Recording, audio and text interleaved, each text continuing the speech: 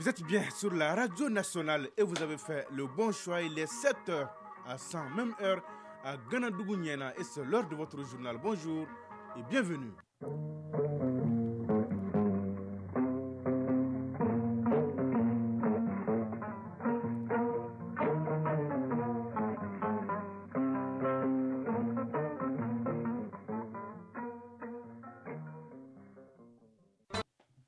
Mais l'actualité, à première édition d'ici mardi 27 décembre 2022. Tout d'abord, la couleur du temps sur Bamako est environ 17 degrés ce matin. Il fait un peu frais pour protéger les enfants.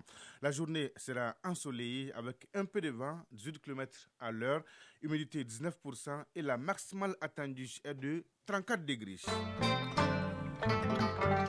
Mesdames et messieurs, à la une de cette édition de la connexion Internet dans toutes les écoles du Mali, c'est l'ambitieux projet de l'AGEFO intitulé « Pour tous les Mali connectés ». Première expérience réussie à l'école fondamentale de Niena qui vient d'inaugurer ses cases Wi-Fi pour le bonheur des élèves. Explication avec Sekou Konaté dès le début de ce journal.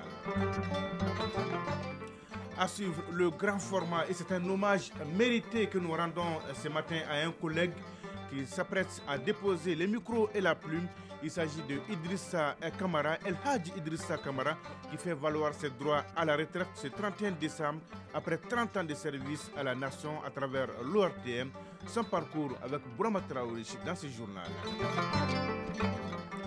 L'actualité internationale à suivre en pointillé, c'est avec Batraoré en direct avec moi dans ce studio. Bonjour Batraoré. Bonjour Siriki Dameli. De quoi va-t-on parler ce matin? Au Burkina Faso, un bus de transport sort sur une mine artisanale et fait une dizaine de morts. En Tunisie, la loi des finances fait des remous au sein de la population. En Éthiopie, une délégation gouvernementale est en visite officielle au Tigré pour superviser l'application de l'accord de paix signé en novembre dernier. Le développement de toutes ces nouvelles dans la page inter de cette édition, Sidiki Dameli. À tout à l'heure donc pour le développement. Pas de chronique initiative citoyenne, mais le sport est au rendez-vous. La page sport, c'est avec Sragatou Sissé, l'athlète qui ne perd jamais. Bonjour Sragatou. Bonjour, c'est Diki Dambélé. Est-ce que tout va bien? Ça va, alhamdulillah. La une de votre page. Le Djolibassé s'empare provisoirement du fauteuil de leader de la Ligue 1 en attendant le match Real Isfas prévu demain, mercredi. La première ligue anglaise, comme à l'accoutumée, joue entre les deux fêtes de fin d'année. Le régal débuté hier se poursuit ce soir. Nous bouclons par la rubrique insolite du jour. N'oubliez pas, vous aurez droit à la fin de l'histoire de la semaine dernière. Comme promis, voilà pour le sommaire. Le journal Sidiki Dambélé. Une fois de plus, bonjour et bienvenue. De la connexion Internet dans toutes les écoles du Mali, le projet prend corps et ça s'appelle Pour tous les Mali connectés, un projet mis en œuvre par l'agence de gestion du fonds d'accès universel AGEFO qui vient d'ailleurs de lancer des cases Wi-Fi en milieu scolaire et c'est l'école fondamentale de Niena, la capitale du Ganadougou dans la région de Sikasso qui vient de recevoir sa toute première case. Une cérémonie d'inauguration qui a mobilisé du beau monde sous la présidence du ministre de la Communication, de l'économie numérique et de la modernisation de l'administration représentant les premiers ministres. Et c'était en présence du ministre de l'Éducation nationale.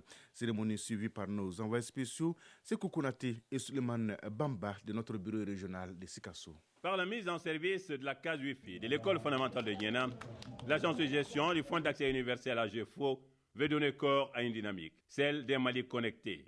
Et l'école constitue le meilleur point de départ.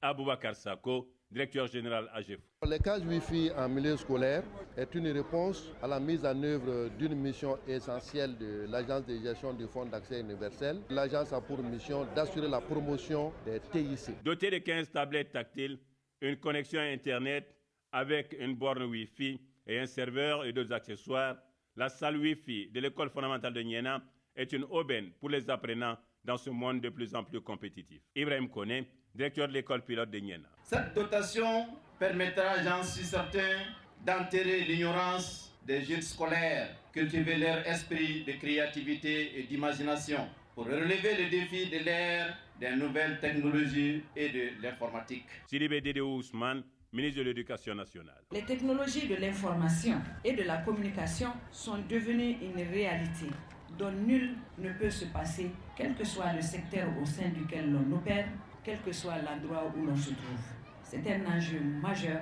Une opportunité d'accès à l'outil informatique que l'on ne doit en aucun cas rater, dira le ministre de la Communication, de l'économie numérique et de la modernisation de l'administration, représentant le Premier ministre, Maître Harouna Mamadou Touré. L'explosion numérique auquel le monde fait face est une belle opportunité pour le système éducatif malien, quelles que soient par ailleurs les difficultés que le système traverse. L'introduction du numérique dans l'éducation obéit à des préalables. Fort de ce constat, l'AGEFO a pris l'initiative de créer ce projet de case Wi-Fi qu'elle s'apprête à étendre sur l'ensemble du territoire national afin de mettre très tôt nos apprenants dans de bonnes prédispositions à rivaliser avec leurs camarades à travers le monde, à réveiller plus de talents et à les préparer à la compétitivité dans ce domaine aussi prolixe et complexe que l'éthique. Une séance de démonstration des jeunes apprenants, la visite du centre d'accès universel de la mairie de Niéna, une déclamation poétique et une prestation d'artistes ont meublé cette cérémonie d'inauguration. De retour de Niéna, Sekou Konaté et Suleiman Bamba pour l'ORTN. Parlons de ces jolis coups de filet des éléments de l'Office central des stupéfiants. Ils ont arrêté Lassana Kouyaté, alias officier, avec 6 de ses complices. C'est un bandit multi-récidiviste qui vient d'être ainsi interpellé. Et vous savez pourquoi? Et vous savez quoi? Il était en possession de plusieurs sortes de drogues, de psychotropes et d'engins à 2 roues et à 4 roues recyclés. On en sait plus avec Mamoudou Dante. Énième arrestation de Lassana Kouyaté, alias officier. Une interpellation pour des faits similaires, à savoir le trafic de drogue et les psychotropes et recel d'engins volés. Ce sont les limiers de l'Office central des stupéfiants qui les ont mis les grappins dans la matinée du 25 décembre avec 6 de ses complices. Un des éléments nous explique ici le déroulé de l'opération. Suite aux renseignements donnés à nos éléments, lesquels ont été minutieusement exploités et ils ont fait la descente à Sangaré-Bougou. Et que cette descente vraiment a soldé à cette interpellation de 7 personnes. Ces repris de justice avaient à leur possession plusieurs variétés de drogues et psychotropes.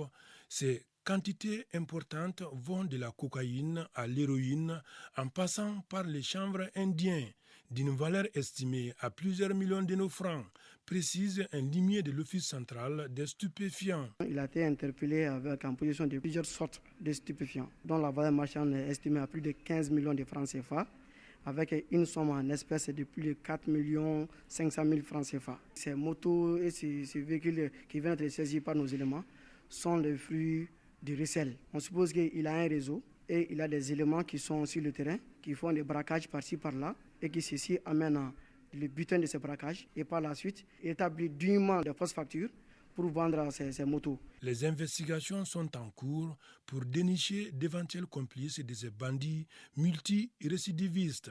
Après quoi, le dossier sera transféré au parquet de la commune 6. Radio Mali à Bamako et environ, 92 MHz en FM pour la chaîne nationale et 95.2 MHz en FM pour la chaîne 2.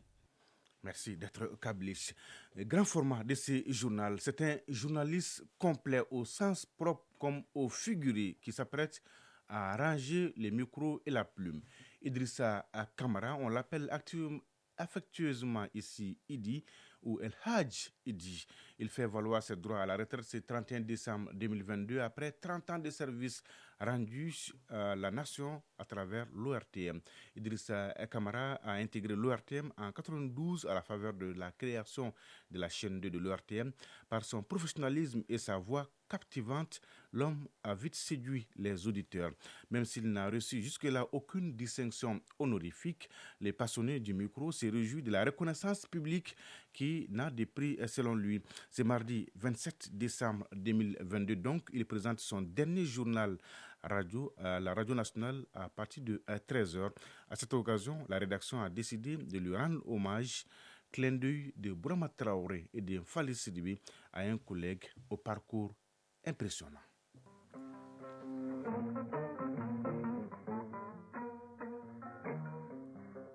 Le journal Idrissa Kamara. Bonjour et bienvenue sur notre antenne. Mesdames et messieurs, voici les titres de notre livraison de la mi-journée. Phrase choc d'un présentateur, toujours fidèle au poste. Par sa fidélité, Idrissa Kamara s'est fait une place méritée dans l'équipe de présentation du journal parlé à la radio nationale. À l'entendre, on est vite séduit par sa voix rock. Là, il n'y a pas de secret, c'est un don de Dieu. Un don de Dieu qui fait aussi un de ses traits distinctifs.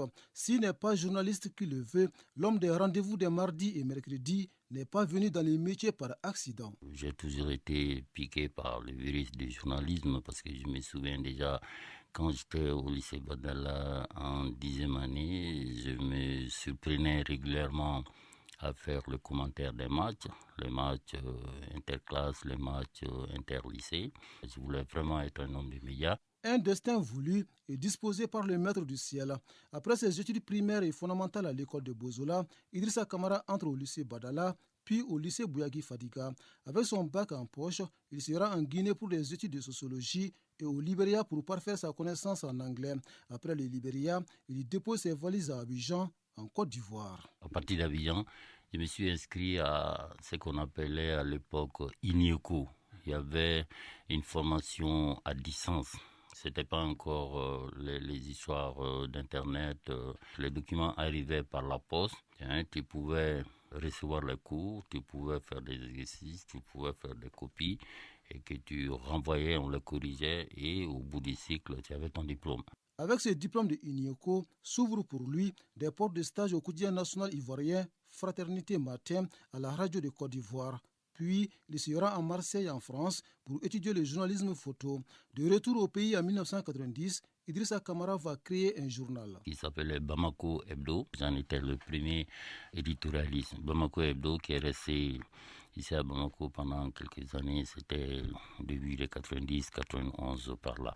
Presque à la même année, il débute ici à l'ORTM un stage plus ou moins irrégulier au regard de la situation politique nationale tendue de l'époque, mais il signera définitivement son retour à la maison mère à la faveur de la création de la chaîne 2 en 1992. On était une poignée de jeunes ici. Il y avait même Salif Sanogo, il y avait l'actuel directeur de l'ORTM, Alassane Diomélé.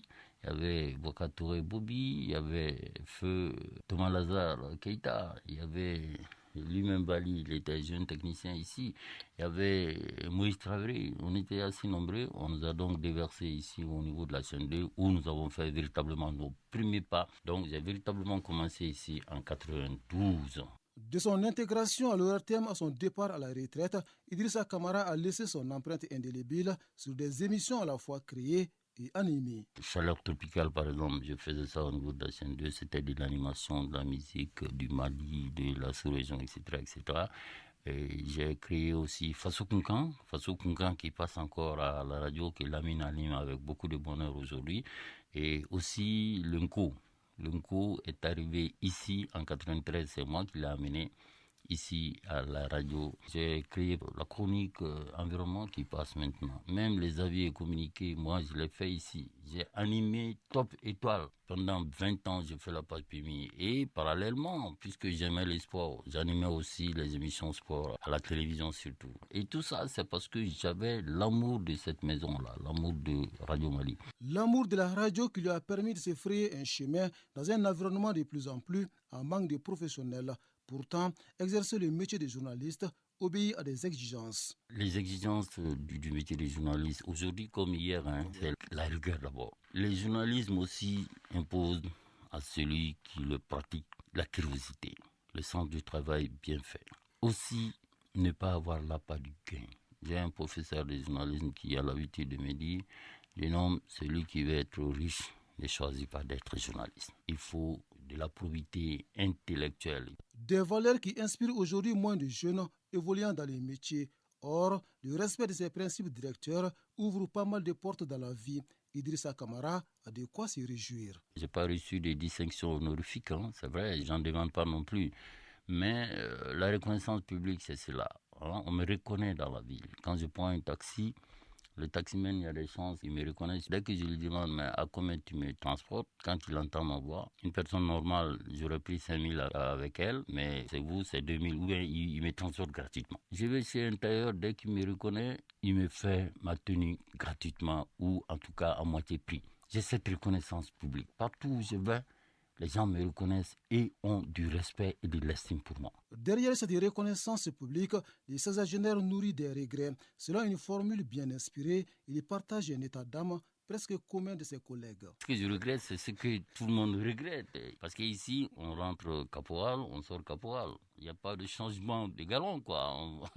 On n'avance pas. Ailleurs, on dit plan de carrière. Moi, ça me fait combien d'années de boulot? Écoutez, je sors aujourd'hui comme le jour où je suis rentré. L'autre regret de ces malinqués bontains concerne l'avenir du métier de journaliste à l'ORTM. De son constat, la jeune génération a vraiment du chemin à parcourir. Il y a beaucoup de jeunes qui affluent ici à Bozola, mais le niveau, il est comment? Le niveau est extrêmement bas. Ils ont du mal à s'exprimer en français, ils ont du mal à écrire. Un journaliste, c'est d'abord une langue. Les journalistes qui officient en français doivent au minimum maîtriser les arcanes de la langue française.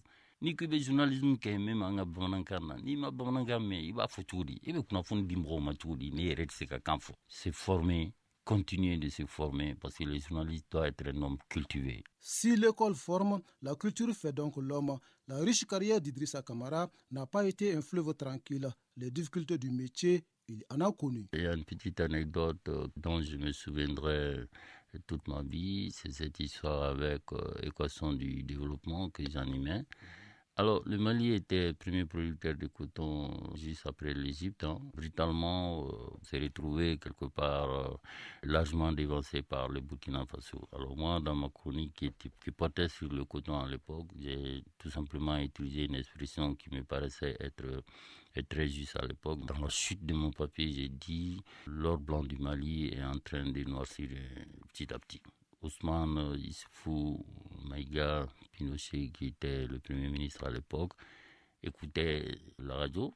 Ça ne lui a pas plu, ces propos-là. Il a aussitôt appelé le ministre de l'époque, qui a appelé mon directeur général à l'époque, Siriki, qui lui aussi m'a tout de suite convoqué dans son bureau. Pour dire que parfois, en voulant bien faire, on peut faire du tort à certaines personnalités. C'est difficile ce métier des journalistes.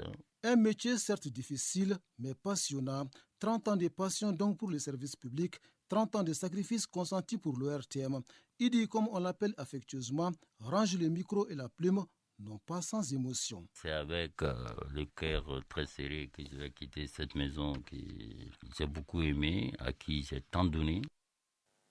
Ouais, hommage bien mérité. Merci Idi pour tous tes conseils. Batraoré, rebonjour. Rebonjour, Cédric Damien. C'est quand même émouvant, un message pour Idi. Oui, je souhaite que le doyen reste à la disposition des jeunes pour les épauler, car on a surtout besoin de son assurance. Oui, c'est sûr, il restera à notre disposition. Rebonjour, Sragato Sissi. Bonjour, Cédric Damien. Message fort pour Idi Kamara.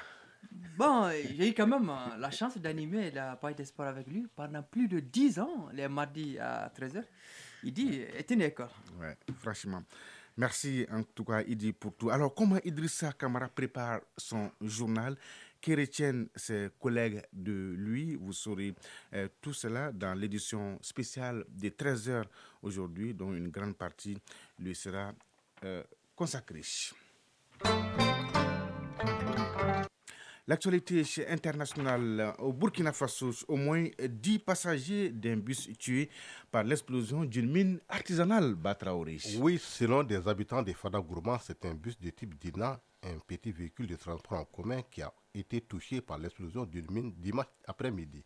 Une vingtaine de civils étaient à bord. Selon le communiqué du gouvernement de la région, 10 passagers sont décédés sous le coup. 5 autres blessés ont été rapidement transportés au centre hospitalier régional de Fada Gourma. Plusieurs personnes sont encore portées disparues. En Tunisie, promulgué par la présidence, le budget ne passe pas dans la population.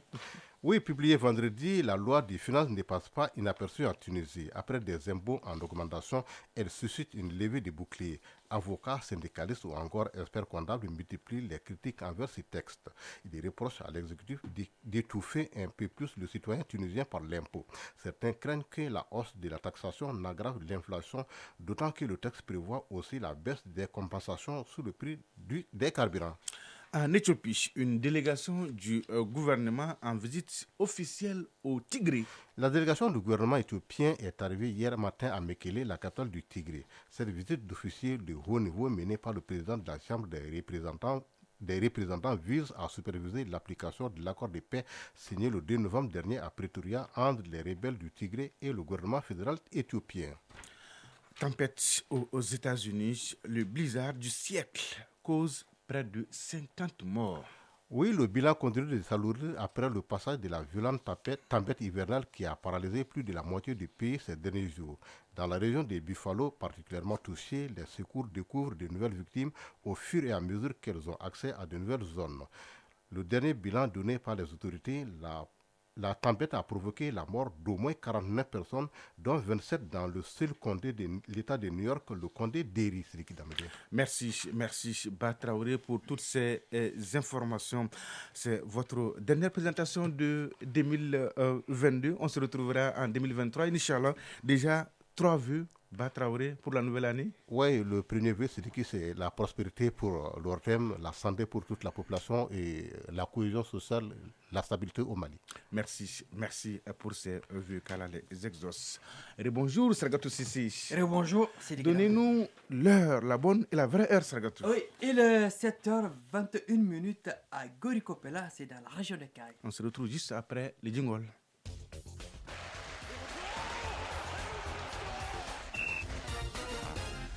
Et oui, championnat national de Ligue 1 suite, c'est mardi de la 9e journée avec 3 rencontres. Oui, au stade Mamadou Konaté à 16h, le SOB et son nouvel entraîneur Moussa Keita Dougouti reçoivent l'Union sportive du cercle de Kita d'Ismaël Gani. Au stade Modibo Keita, toujours à 16h, à suivre AS Black Stars de Badala Bougou, stade malien de Bamako. Et à 18h, Binga FC, Yélé Olympique. La 9e journée s'achève demain mercredi avec AS Real Isfas et AS Police Union Sportive de Bougouni. Hier, le Djolibasé a repris provisoirement les commandes de la Ligue 1, 19 points en s'offrant l'AS Bakaria de Barawili 2-0. LCBA bat à feu 1-0 et les 11 créateurs de Nyarela gagnent également 1-0 face à l'AESCO. Ouais. Première Ligue anglaise, Sragatou, le Boxing Day continue cette semaine. 2 matchs sont au programme d'ailleurs ce soir. Oui, à 16h30, Chelsea accueille à domicile Bournemouth et à 20h, Manchester United affronte Nottingham Forest. Hier, en ouverture de ce Boxing Day, sous un temps glacial, Arsenal a renversé West Ham 3-1 dans le derby de Londres et conforté son fauteuil de leader avec 40 points et un match en retard à 7 points de Newcastle. Facile vainqueur 3-0 de Leicester et 8 points de Manchester City. 2 matchs en retard a rappelé la victoire de Liverpool 3-1 sur Aston Villa. Avec votre permission, Sidiki, oui. D'emblée, on retourne ici au Mali. Un mot de volleyball, les résultats enregistrés hier lors de la 3e journée. Chez les dames, Daouda Bougou bat Isfas 3-7-2.